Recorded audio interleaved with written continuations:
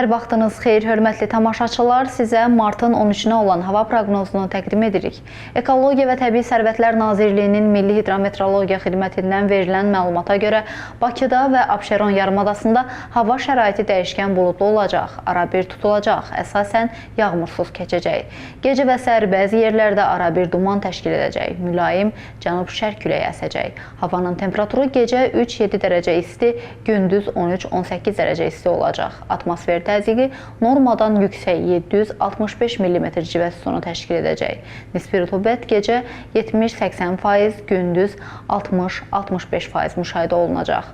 Azərbaycanın rayonlarında hava şəraiti əsasən yağmursuz keçəcək. Bəzi yerlərdə arabir duman olacaq, mülayim şərq küləyi əsəcək. Havanın temperaturu gecə 4-9 dərəcə isti, gündüz 20-25 dərəcə isti, dağlarda gecə 2-7 dərəcə isti, gündüz 12-17 dərəcə isti keçəcək. Belə dəyərli izləyicilər, hava məlumatını dinlədiniz. Bizdən bugünü bu qədər. Görüşənədək.